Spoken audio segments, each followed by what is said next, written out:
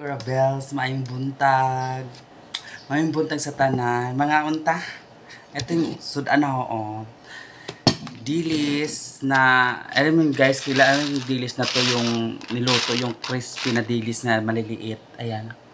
Gagmang dilis kayo. Almusal tayo. Ito yung yung binigay sa akin ng kapitbahay ko kagabi. Ininit ko lang siya. Shout out sa mabait kong kapitbahay. So, nagbigay mo sa akin ng malaking tuyo. Tsaka with egg. Ayan. And then rice. O diba? Di mag-uol. Manambok. Di mag-uol guys na manambok. Kain tayo. Kain na tayo. Let's go Rebels. Kain tayo ng almusal. Diba? Perfect. Perfect ang almusal sa mga nakarelate dyan. So, ayan guys. Diba? Guys, naalala ko nung nag-aaral pa ako nung elementary. Yun yung ulam namin guys. Yun yung binabaon ko.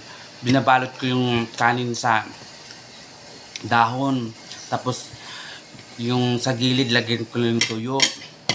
Kung wala kaming ulam guys, tuyo or kanang ginamos. Perfect na talaga yun guys.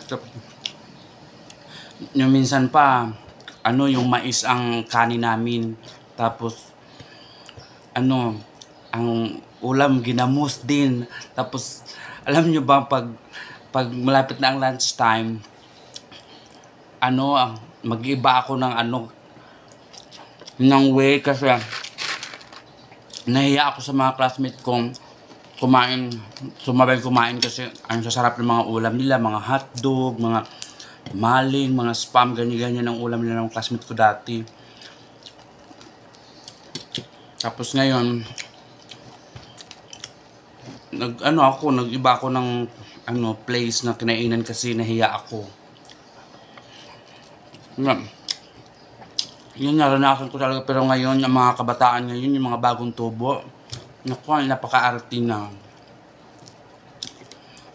Napaka-arte na. Yung mga bagong tubo ngayon, yung social na talaga, ayaw pa magbaon nung. Yung iba hindi ko nilahat. Yung ibang mga bagong tubo ngayon, yung estudyante, mga maarte na. Ayaw na magbaon ng buwad. Ginamos, hindi nila naranasan.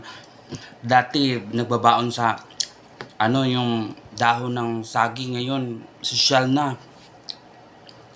Lunchbox na. Plastic. Diba? Saan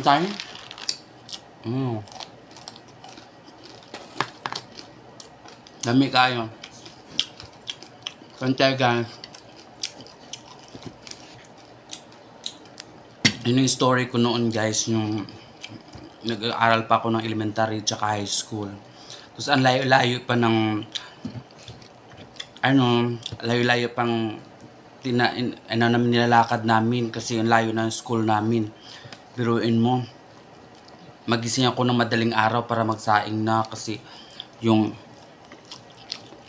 mag-prepare ng baon.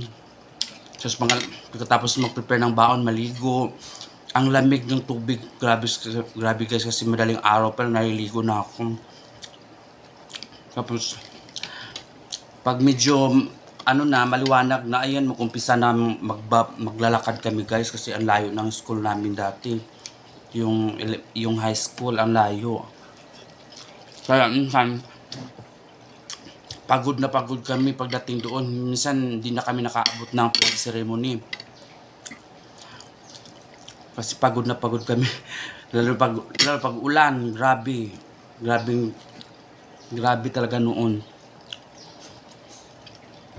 Lalakad kami ngayon, social ng mga estudyante, di motor, diba? Kaya iba talaga. Kaya wag tayo magpasosyal-sosyal.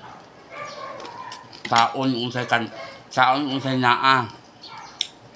Kaon lang. Kaon unsay naa jud. Kaya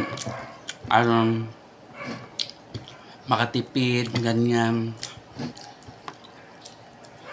Grabe yung hirap namin dati. Promise guys. Grabe ano. Ang ginagawa ko lang dati guys para makakabaon kami. Nagtitinda ako ng mga kakanin, mga bibingka dati pag Sabado at Linggo, mga biko. Mga biko guys, nagdala ko ako dati. Tapos, ilinda ko yan. Kasi yung kinikita ko, yung bigay ko sa nanay ko. Tapos, binibigyan niya ako ng pang snacks. Isang linggong pang snack guys. Noon, bibigyan ako ng 20, kailangan tipirin yun. Isang linggo guys, ang 20. Dapat matipid mo yun. Biruin mo, 5-5 ang kada isang araw, 5 pesos. Pero ano pa kasi dati, mas mura pa yung mga bilihin dati. Ngayon, naku mahal. Grabe. Hindi mo na kaya. Iba na talaga. Kain tayo mga Kagura Bells. Sa mga lahat yun na nag-subscribe sa YouTube channel ko, maraming salamat. Sa mga nanonood, thank you so much guys.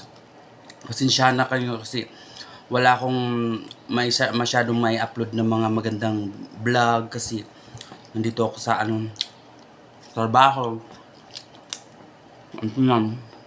Mag-day off lang.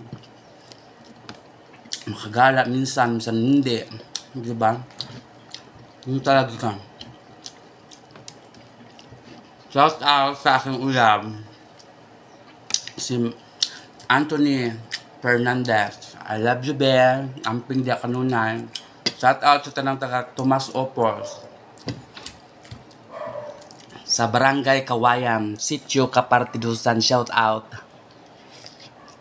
Lunas Maasin Sardin Leyte. Shout out tanang taga Lunas o Kanlugok. Shout out dyan sa mga kaamigo na ko na tanang. Love you all and thank you for watching. Bye bye.